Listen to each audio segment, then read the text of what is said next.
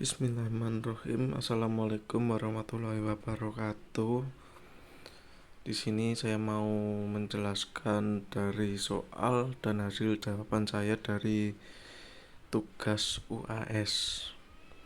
Sebelumnya perkenalkan, nama saya Bayu Intan Prasetyo, nomor NPM 03/2025.1.81040.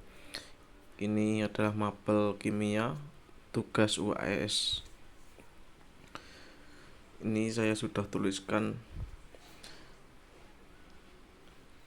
Jelaskan secara singkat yang kamu ketahui tentang hukum kesetimbangan konstan, kesetimbangan, pergeseran kesetimbangan, dan penerapan dalam kehidupan sehari-hari.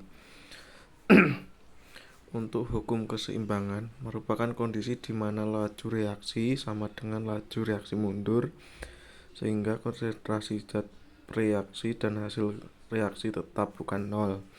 Konstan keseimbangan atau K, nilai numerik yang menyatakan perbandingan konsentrasi, hasil reaksi, dan reaksi pada keseimbangan bergantung pada suhu. Untuk pergeseran keseimbangan dapat terjadi jika kondisi sistem berubah, suhu, tekanan, dan konsentrasi mengikuti prinsip Lackator yang menyatakan sistem akan menyesuaikan diri untuk mengurangi pengaruh perubahan tersebut.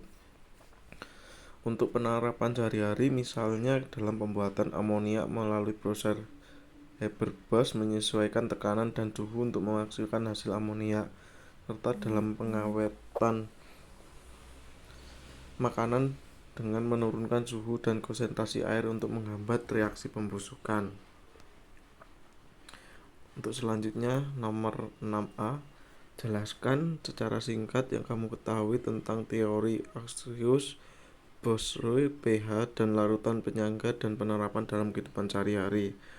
Untuk teori aqueous, asam adalah zat yang menghasilkan ion H+ dalam larutan air, sedangkan basa menghasilkan ion OH-. Contohnya HCl, asam, NaOH, basa. Untuk teori Bosch-Roy, asam adalah donor ion H+ yang disebut proton, basa adalah akseptor ion H+, lebih luas karena tidak terbatas pada larutan air. Contohnya adalah NH3 sebagai basa menerima proton dari H2O. Untuk pH, skala untuk mengukur kesamaan atau kebasaan larutan dihitung dengan rumus pH log rentang pH 0-14.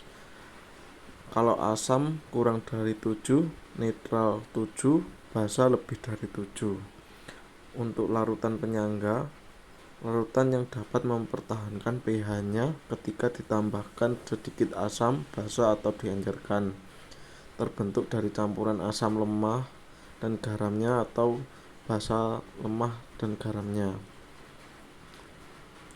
Untuk penerapan sehari-hari, pH digunakan untuk mengontrol kualitas air minum dan tanah pertanian. Larutan penyangga digunakan dalam sampel darah, mempertahankan pH sekitar 7,4 dan pembuatan kosmetik. Untuk nomor 7A, jelaskan cara singkat yang kamu ketahui tentang laju reaksi, faktor yang mempengaruhi teori tumbukan, dan aplikasi dalam kehidupan sehari-hari. Laju reaksi disebut kecepatan perubahan konsentrasi zat bereaksi atau hasil reaksi terhadap waktu. Untuk faktor pengaruh konsentrasi, semakin tinggi konsentrasi, semakin cepat laju. Suhu tinggi meningkatkan energi kinetik partikel.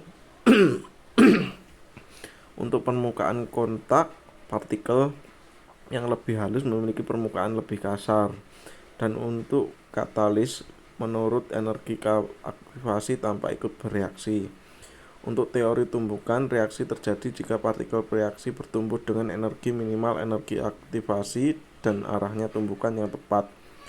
Untuk penerapan sehari-hari, memasak makanan dengan api besar, suhu tinggi mempercepat pengolahan. Untuk menggiling bumbu halus, meningkatkan permukaan kotak dan penggunaan ragi dalam pembuatan roti. Katalis mempercepat fermentasi. Untuk 7B. Jelaskan cara singkat yang kamu ketahui tentang sel galvanis, potensial sel, korosi, dan aplikasinya. Jawabannya, di industri sel galvanis, sel elektrokimia yang mengubah energi kimia menjadi energi listrik melalui reaksi redoks spontan. Terdiri dua anoda tempat oksidasi, katoda tempat reduksi, larutan elektrolit, dan jembatan garam. Potensial sel, selisih potensial reduksi antara katoda dan anoda menunjukkan kemampuan sel untuk menghasilkan arus listrik. Korosi, reaksi oksidasi logam oleh lingkungan, misalnya karat pada besi akibat reaksi dengan O2 dan H2O, dapat dicegah dengan metode seperti pelapisan cathodic protection dan penggunaan paduan. Untuk aplikasi industri, pembuatan baterai AA lithium ion, cathodic protection pada pipa bawah tanah dan kapal, serta proses elektroplating untuk melindungi atau menghias permukaan logam. Terima kasih sudah melihat dan mendengarkan penjelasan saya. Mohon maaf jika ada kurang lebih kata atau suara yang mungkin terganggu. Mohon maaf. Terima kasih. Wassalamualaikum warahmatullahi wabarakatuh.